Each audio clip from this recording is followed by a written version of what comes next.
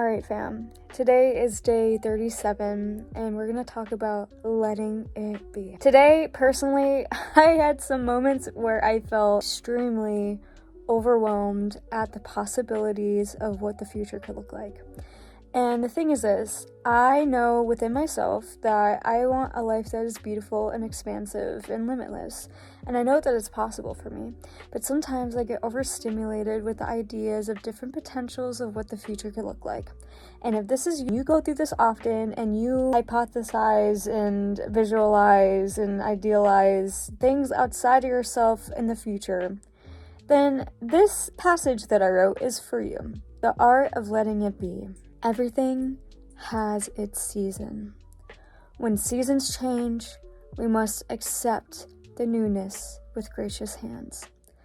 I am learning today to let myself be in whatever season I am. I choose not to overwhelm myself thinking of the infinite possibilities of the future. I choose to be grateful for where I am today are the stepping stones towards where I want to be tomorrow. I allow myself of a beautiful tomorrow, but I will not allow myself the tax of anxiety. Today, I choose to do my best and to love where I am and who I am today, right? Just take a moment to breathe. All we have is this moment. Think about all the people you've met in your life that you would have never thought you would have met. Think about all the amazing experiences that have happened for you that you would not have even thought would happen for you. And think about all the times that you did things that you thought you wanted and then it wasn't even that exciting. I feel like the best part of life is experiencing the unexpected and allowing things to be what they are and not overcomplicating things. I say these things to you because I struggle with them. I only speak about these things because I'm constantly within the battle within myself to figure out who it is that I want to become. I'm obsessed when it comes to transformation. That's my life work. And to give some specifics, I'm into astrology. I love reading my chart. I love reading my human design. I love getting into the Enneagram and all these other testings to see how someone specifically operates. I'm a 5-1 investigative projector. That's fun. It's really fun. I highly recommend it. Definitely don't get exhausted often. I'm a non-sacral being, so to say, in the human design world. Thankfully, my boyfriend's a manifesting generator. Definitely helps my life out a lot when I have a sacral being that has the infinite amount of energy opposed to me being a non-sacral being. To get into my chart, just to share a bit, when it comes to death and rebirth, I am a Scorpio moon and a Scorpio Venus, and my moon is in my 11th house of relationships, and my 12th house is in Sagittarius.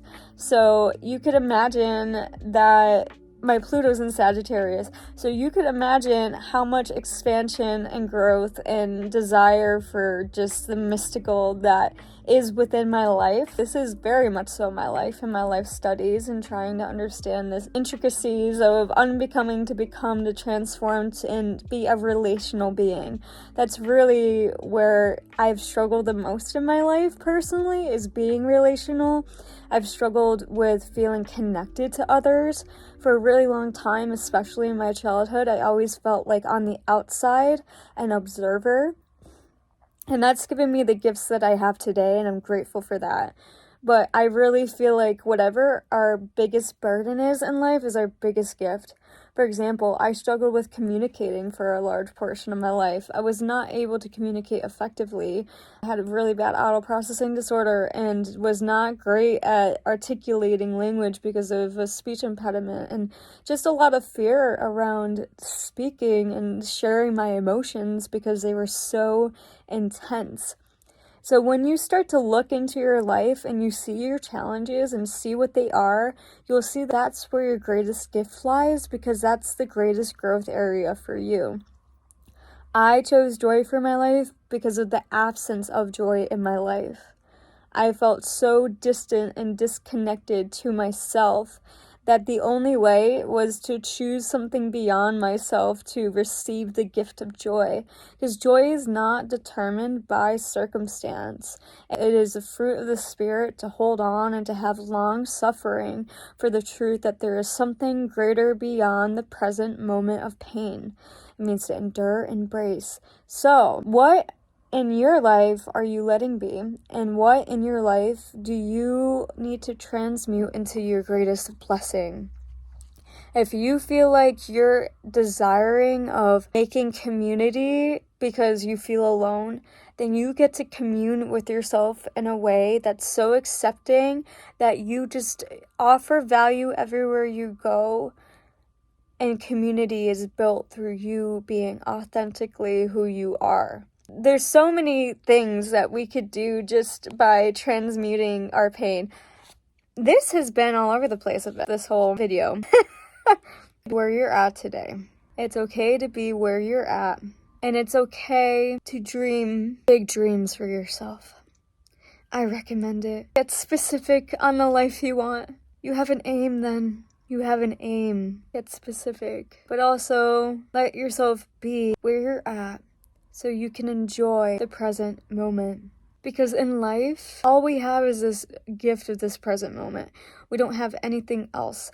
But if you live in the present moment with the embodiment of what it is that you want for your future, and you work and you live out of that, it's inevitable for you to have that future.